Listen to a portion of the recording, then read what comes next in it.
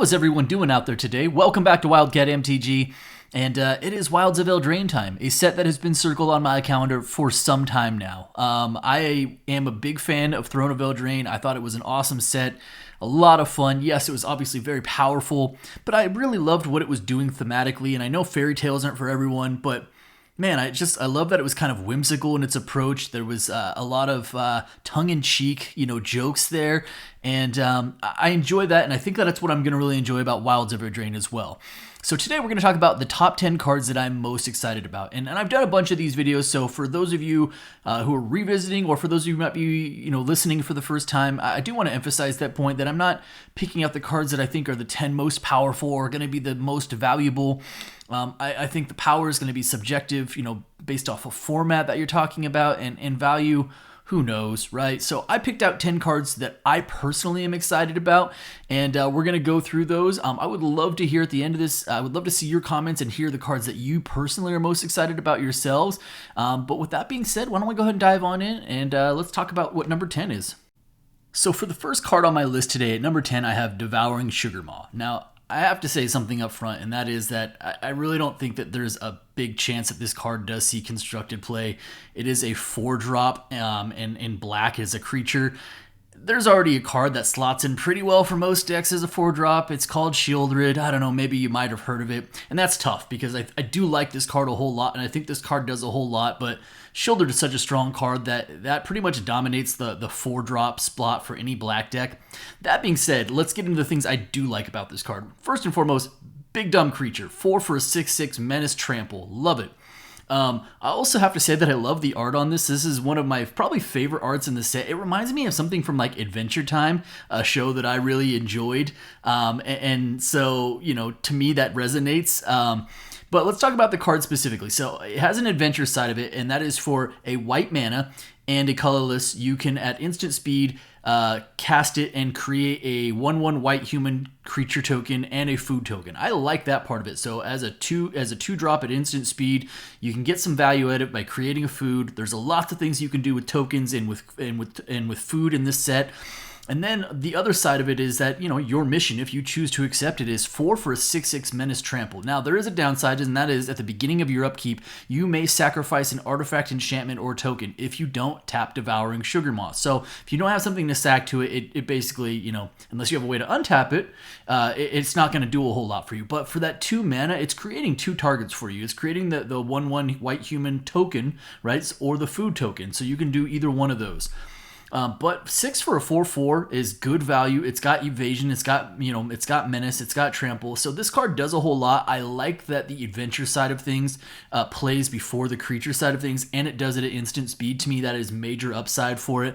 Again, I don't know that it's going to be beating out Shieldred for any decks anytime soon, but me personally, it's a card that I love, and something I'm actually going to end up giving a shot to. My number 9 card is Knight of Sweet's Revenge, and this card itself is pretty sweet. So this is an uncommon green enchantment. It is 1 green and 3 colorless mana, and when it enters the battlefield, you create a food token, and then it says foods you control have tapped to add a green mana. And then the last thing on it is 5 colorless and 2 green mana. Sacrifice Knight of Sweet's Revenge. Creatures you control get +X/+X until end of turn, where X is the number of foods you control. Activate only as a sorcery. So on its face, 4 mana for get a token that you can then tap for a green mana is kind of a bad mana rock. But thinking about all the other cards in this set that create food, they do X and then create a food. They do something and then they create a food. Now it allows you to take those food tokens and turn them into kind of like a pseudo ramp, right? Like there's a fair chance that by the time you drop this for 4 mana and you get the token that it creates plus tokens that, other food that you've created before it, that it might end up kind of even paying for itself. And so, we know in this set that bargain is a mechanic that allows you to sacrifice, different things to it. So now you've got a food token that can be sacrificed for either 3 life, you can tap it to add a colorless, or can utilize it as a bargaining chip.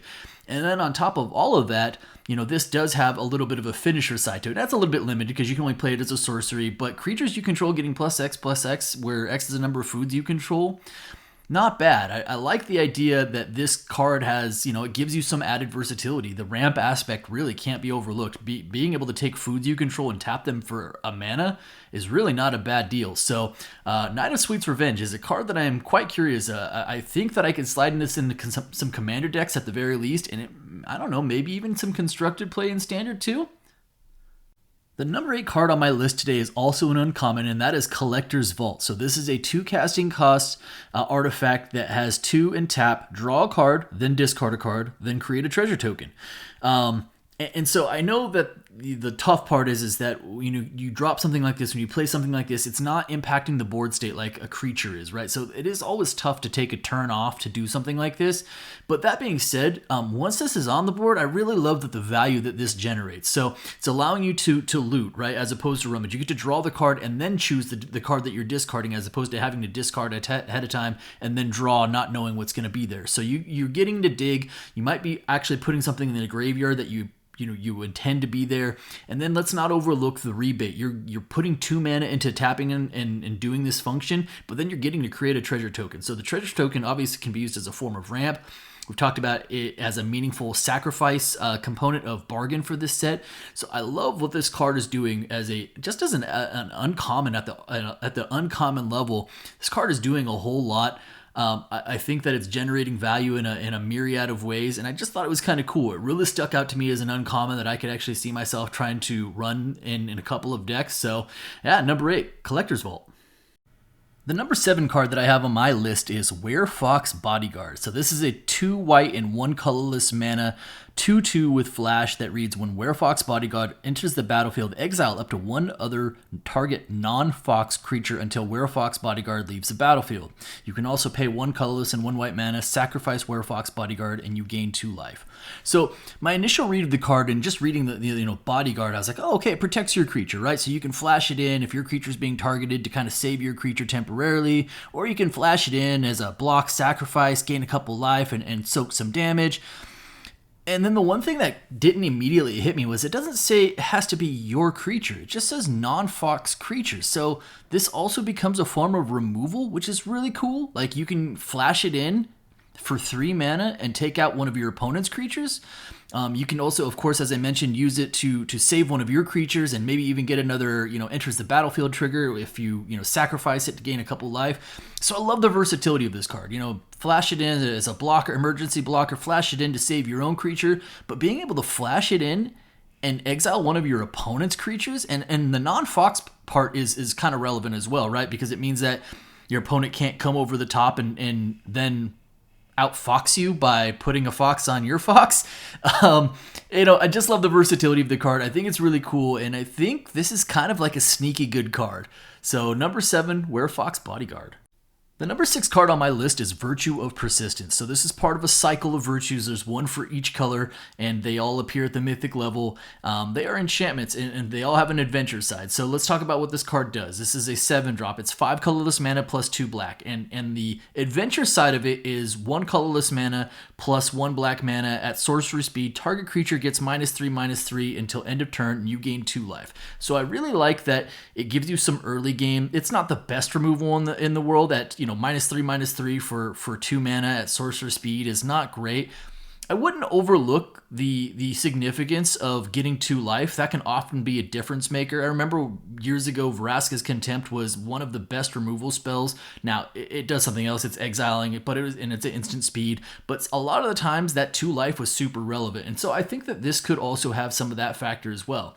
Now, on the flip side of things, paying the full 7 for it as an enchantment. At the beginning of your upkeep, put target creature card from a graveyard on the battlefield under your control. So it's very similar. It's basically Debtor's Knell. Same mana value, total mana value of 7, and being able to take a creature from any graveyard and throw it into the battlefield. I love the early game aspect of it, giving you some defense, giving you some extra health. And then the flip side of it is, again, once you drop this and start untapping with it, you can start to take over the game because you're just plucking the best creature out of any particular graveyard. It's a card I'm very fond of. I think it's I think it is quite strong, and that's why I have it for my number 6 card.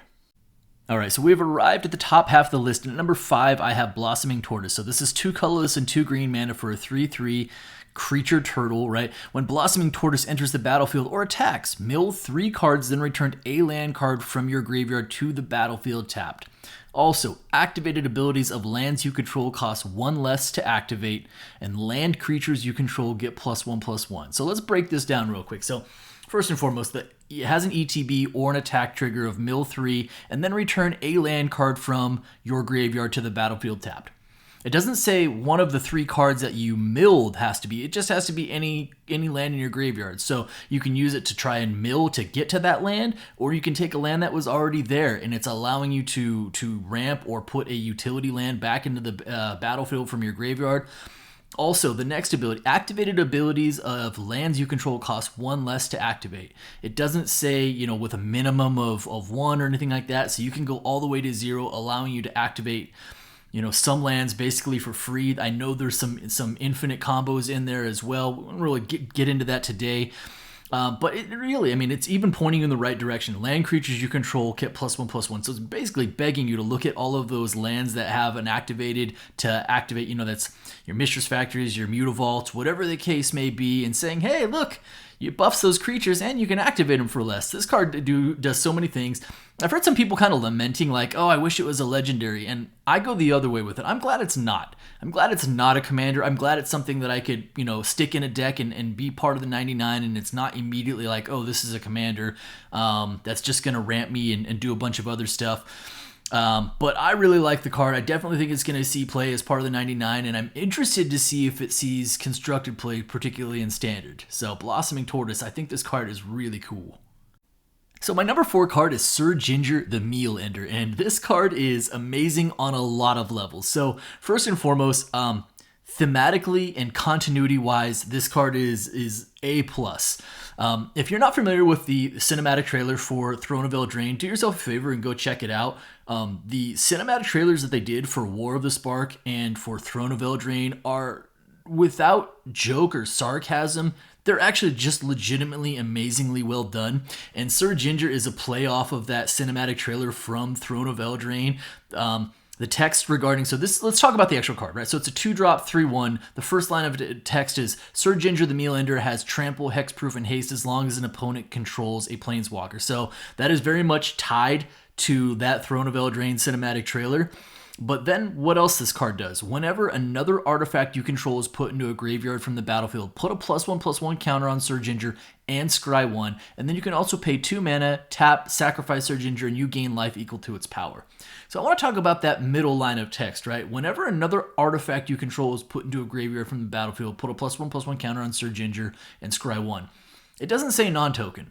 So treasures, anything that you're bargaining away, any artifact that you're sacrificing or whatever else that ends up in the battlefield is pumping up Sir Ginger, and the scry is also pretty important as well. So it's a well-costed creature for 2 for a 3/1 that's going to get bigger, and it's getting bigger probably through things that you were going to do anyway. You were going to bargain away that treasure anyway. You were going to tap and sacrifice that treasure or sacrifice that food anyway, and it's getting Sir Ginger up into, a real threat range, which I think makes this card pretty spicy.